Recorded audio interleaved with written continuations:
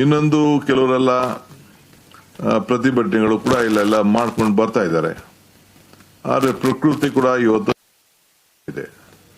ದೇವರ ಕೃಪೆ ವರ್ಣ ನಮಗೆ ಇವತ್ತು ಸ್ವಲ್ಪ ಶಾಂತಿ ವಾತಾವರಣ ನಿರ್ಮಾಣ ಆಗಿದೆ.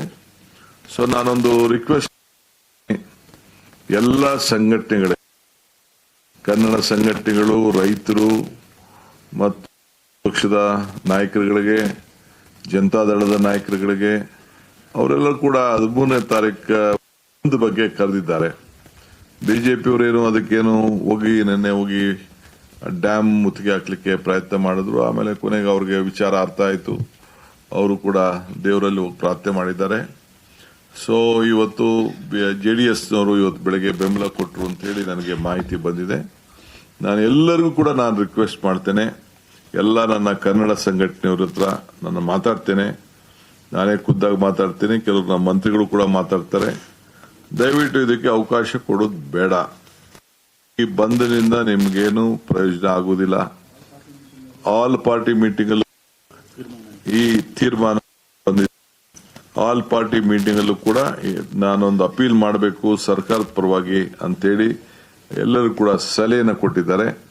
ಆ ಸಲಹೆ ಮೇರೆಗೆ ನಾನು ಎಲ್ಲರೂ ಕೂಡ ನಿಮಗೆ ಬಂದಿಂದ, ಯಾಕೆಂದ್ರೆ ನಾವು ಏನು ಪ್ರಯೋಜನ ಆಗುವುದಿಲ್ಲ. ಯಾರ ಮೇಲೆ ಸರ್ಕಾರನೇ ನಿಮ್ಮ ಪರವಾಗಿ ನಿಂತಿರುವಾಗ, ಸರ್ಕಾರ ಮತ್ತು ಪ್ರಕೃತಿ ಎರಡೂ ಕೂಡ ನಿಮ್ಮ ಜೊತೆಯಲ್ಲಿ ನಿಂತಿ, ಇದಕ್ಕೆ ದಣು ತಗೊಳ್ಬಾರದು ಅಂತೇಳಿ ನಾನು ಮನವಿಯನ್ನು ಈ ಸಂದರ್ಭದಲ್ಲಿ ಮಾಡಲಿಕ್ಕೆ ನಾನು ಪ್ರಯತ್ನ ಮಾಡ್ತಾ ಇದ್ದೇನೆ.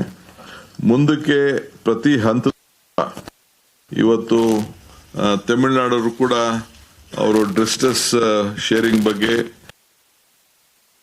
ಬೇಡಿಕೆ ಇಟ್ಟಿದ್ದಾರೆ. ಈ ಮಧ್ಯೆ DMK ಪಕ್ಷದವರು ಕೂಡ ಪ್ರೈವೇಟ್ ಆಗಿ ಅವರು ಒಂದು ಸುಪ್ರೀಂ ಕೋರ್ಟ್ಗೆ ಹೋಗಿದ್ದಾರೆ. ಆದರೆ ಕಾನೂನು ನಾನು ಇದನ್ನ ಚರ್ಚೆ ಮಾಡೋದು ಬೇಡ. ಏನಾದ್ರು ಅವರು ಅವ್ರದೇ ಆದಂತ ಒಂದು ಅಭಿಪ್ರಾಯ ಬರ್ತಾರೆ, ಕೇಳ್ತಾರೆ, ನಾವು ಅದಕ್ಕೆ ಉತ್ತರ ಕೊಡಬೇಕು. ಪ್ರೈವೇಟ್ ಅವ್ರು ಯಾರೇ ಆಗ್ಲಿ ಕೇಳ್ಬೇಕಾದ್ರೆ ಅದಕ್ಕೆ ಮಾನ್ಯತೆ ಕೊಡೋದು ಬಹಳ ಕಡಿಮೆ ಅನ್ನೋದು ನನ್ನ ಅನುಭವ ಮತ್ತು ನನ್ನ ತಜ್ಞರು ಕೂಡ ನನಗೆ ಆ ಅಭಿಪ್ರಾಯವನ್ನ ತಿಳಿಸಿದ್ದಾರೆ. ಸೊ ನಾವು ಬಹಳ ಹುಷಾರಾಗಿ ಯಾವ್ದಾದ್ರು ಕೆಲವು ಕೋರ್ಟ್ನ ಹ್ಯಾಂಡಲ್ ಮಾಡೋಂಥ ಸಂದರ್ಭದಲ್ಲಿ ಅನೇಕ ಹಿರಿಯರ ಅನುಭವವನ್ನು ಕೂಡ ನಾವು ಗಮನದಲ್ಲಿ ಇಟ್ಕೊಳ್ಬೇಕಾಗ್ತದೆ. ಆಮೇಲೆ ಈಗಾಗಲೇ ಜುಲೈನಲ್ಲಿ CWRC ಆಮೇಲೆ CWMA ಏನು ಆ ಮೀಟಿಂಗ್ ತೆಗೆದುಕೊಂಡು ಅದು ನಡ್ಕೊಂಡು ಬರ್ತಾ ಇರ್ತದೆ. ಅದು ಒಂದೊಂದು 15 ದಿನಕ್ಕೆ ಒಂದೊಂದ್ಸತಿ ಒಂದೊಂದು ತೀರ್ಪು ಬರ್ತದೆ. ಪರಿಸ್ಥಿತಿ ಕೂಡ ಮಾಹಿತಿ ಇದೆ ನಿಮ್ಗೆ, ನಮ್ಮ ಮಾಧ್ಯಮದವ್ರಿಗೆ, ರೈತರಿಗೆ, ಅಧಿಕಾರಿಗಳಿಗೆ ಸಿಗ್ತದೆ.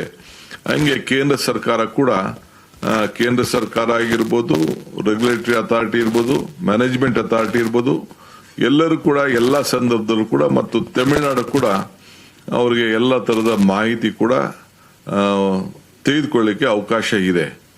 ಅದರಿಂದ ನಾವು ಬಹಳ ಜಾಗೃತಿಯಾಗಿ ನಮ್ಮ ರಾಜ್ಯದ ಹಿತವನ್ನ ಕೂಡ ಕಾಪಾಡುತ್ತೆ. ನಾನು ಅಗ್ರಿಕಲ್ಚರ್ ಟೀಮ್ ಅವ್ರ ಹತ್ರ ನಾನು ಮಾತಾಡ್ತೀನಿ.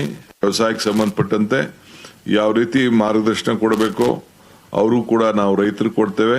ನಮ್ಮ ಹಿತ ರೈತ ಮಾಡಂತದ್ದು ಮಾರ್ಗದರ್ಶನ ಕೊಡಬೇಕಾದ್ದು ಆ ಕೆಲಸ ಕೂಡ ಬಹಳ ಮಾಡಿ. ಸೊ ಯಾವತ್ತೂ ಕೂಡ ನಮ್ಮ ರೈತರಿಗೆ ಲಾಸ್ ಆಗಬಾರದು. ಆಮೇಲೆ ಗಮನ ಡ್ಯಾಮಿನ ಪರಿಸ್ಥಿತಿ ನೋಡಿಕೊಂಡು ಮತ್ತು ಬರಗಾಲದಲ್ಲಿ ಏನು ಪ್ರೈಮ್ ಮಿನಿಸ್ಟ್ರೇ ನಮ್ಗೆಲ್ಲ ಮುಂದೆ ನಾವು ಬೆಳೆಗಳನ್ನ ಯಾವ ಬೆಳೆ ಹಾಕ್ಬೇಕು ಅಂತೇಳಿ ನಮ್ಮ ಅಗ್ರಿಕಲ್ಚರ್ ಮತ್ತು ಟೀಮ್ ಅಗ್ರಿಕಲ್ಚರ್ ಟೆಕ್ನಿಕ್ ಅವರು ಕೂಡ ನಾವು ರೈತರಿಗೆ ಆ ಜಿಲ್ಲೆಗೆ ಸಂಬಂಧಪಟ್ಟಂತೆ ಪ್ರತ್ಯೇಕವಾಗಿ ಜಿಲ್ಲೆಗೆ ಏನೇನು ಆಗ್ಬೇಕು ಅನ್ನೋದನ್ನ ಅವರಿಗೆ ಮಾರ್ಗದರ್ಶನ ಕ್ರಮ ಕೂಡ ಸೇವೆ ಅನ್ನೋ ಮಾತನ್ನ ಈ ಸಂದರ್ಭದಲ್ಲಿ ಹೇಳಲಿಕ್ಕೆ ವಹಿಸ್ತೇನೆ.